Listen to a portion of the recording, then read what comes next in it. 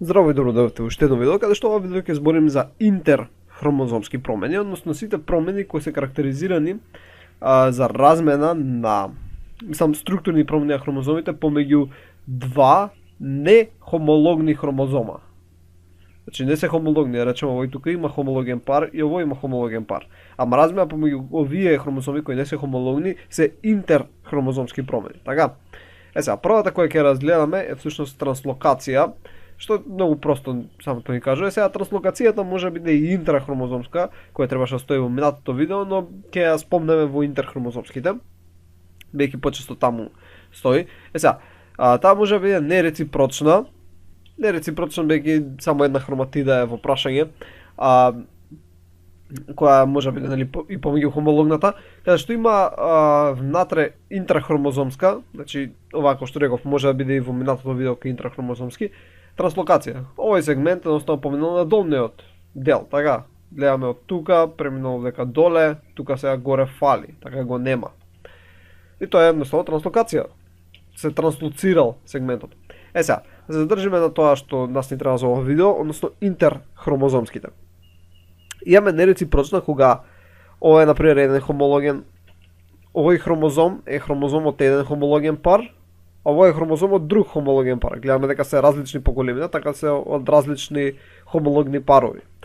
И сега гледаме дека кај нереципрочната едниот само донира. Само од едниот хромозом се врши транслокација. Во овој случај BC и дека е другиот хромозом. Така. Се гледа спрема сликата. А кај реципрочна и двата хромозома разменуваат помеѓу себе сегменти. Овој вториот хромозом дава некој си розев сегмент, овој тука дава жолт сегмент. Така и сега во наредната слика жолтиот е кај вториот, а црвениот е кај првиот. Така, едноставно се размениле сегменти, слично како crossing over. И ова е, не иде до таму снимката, извидете, ова е реципрочна. Така, ова е реципрочна транслокација, бидејќи двата разменуваат. Едниот му дава на другиот, овој на него. Е сега, спрема должината на сегментите, тие може уште да се поделат на симетрични или асиметрични. Например, ова вдека е асиметрично. Зошто? Бидејќи ова е, например, од барем шематски овдека прикажано со 3 сегменти, ова е со 2 сегмента, така. Така да кога ќе се добијат крајните верзии, може да се измена така да биде од акроцентричен да стане метацентричен или од метацентричен да стане акроцентричен. И така некои промени може да настанат, така. Е сега ако е симетрична и двете би биле например по 2 сегмента или двете би биле по 3 сегмента. Тоа е симетрично, така. Иста големина на сегменти да транслоцираат помеѓу себе, значи реципрочно. Ова е асиметрично и добро. Значи тоа е уште еден вид на поделба на кој би можеле да ги поделиме. Е сега има уште еден посебен вид, Робертсонова, која не знам нешто што е многу голема разлика, но се случува кај два акроцентрици, каде што може да видиме овој тука е скратен, овој тука е скратен. Со црна боја да го бележиме. И едноставно тие таму се приспојуваат, Робертсонова транслокација, каде што всушност не е баш како транслокација, него двете имаат делеција, мислам, одделување на еден сегмент, терминална, и после терминалните си прават еден посебен хромозом, ама поентата е овој сега хромозомот исто има центромер. Бидејќи и овдека е скратен, нели кај центромерот, и овдека е пак горниот дел скратен, така. И сега и двата хромозома кои ќе се добијат, тој не е фатен, ќе имаат центромер, што е интересно работа и двете всушност ќе може да се разделат со ДБ-ното вретено.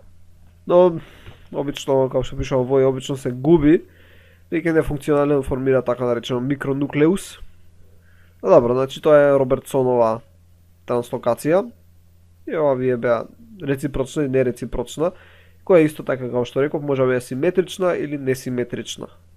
Всушност оваа Робертсонова транслокација на некој начин представува и фузија, центромерна фузија помеѓу два хромозома. Веќе разликуваме центротеломерни или теломерни фузии, во кои нема да навлегуваме, односно само ги спомнувам, кои постојат и тие исто така се интерхромозомски.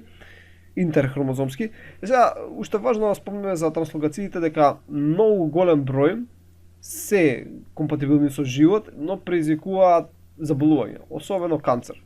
Например, транслокациите помеѓу 9 и 22 хромозом предизвикуваат хронична миелоидна леукемија, Имаме транслокации помеѓу 15 и 17 хромозом. 15 и 17 хромозом даваат премиелоцитна леукемија тип 3, тип М3, има некогаш изменување на некои си АБЛ, БЦР генови и така натаму и така натаму. Особено, значи голем број на заболувања се како добиени поради овие транслокации, например 14 и 18 хромозом. Сега нормално има одредени региони, не е цел 14 и 18, сега ова е како општ запис, не е доволно специфичен, но сега ова B-cell лимфома. Значи не ги бележам овдека, зашто нема потреба, но онака ги кажувам колку да знаете дека транслокациите се особено важни, предизвикуваат голем број заболувања. Значи одговорни се за голем број генетски поврзани заболувања. И сега обично ги детектираат со фиш метода на боење, тоа го објаснив во цитолошки методи на... Усвари ќе ставам слика сега, баш да видите како изгледаат тие методи на боење и како всушност се забележуваат транслокации. Една слика како изгледаат кога ќе се наместат компјутерски анализи со овие. И баш се погоди слика случајно сосема за хронична милоидна леукемија помеѓу транслокација помеѓу 9 и 22. И како што можете да видите овдека, гледате дека со розова боја е делчето од овој доле кој бил со розова боја. Зумираме повеќе, за да се познава толку далеку. Гледате овдека, со стрелки си е посочено 9, 22. И уште што е посочено од 34-тиот ген всушност на долгиот крак со 11-тиот ген од долгиот крак. Нели ку беше долг крак. И така изгледаат, значи едноставно многу лесно се гледаат со вакви фиш методи на боење. Тука гледам исто дека има некој си розово делче кој не треба да биде таму. Овдека има нешто бело, така белото може да дошло од овој хромозом. И така натаму. Значи многу лесно спрема оваа боја се гледа кој дел од каде дошол, кај се транслоцирал. Ова е XX, значи е женска единка. Добро. Тоа беше отприлика се за интерхромозомски структурни аберации. И со тоа завршуваме со материјалот за генетика, да.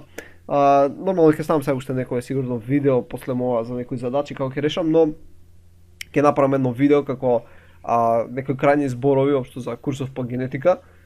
И мислев дали во генетика овдека да влегува генетски инженеринг, но генетски инженеринг ќе оставам како посебен предмет заедно со молекуларна биологија за генетско модифицирање на организми, односно рекомбинантна ДНА технологија.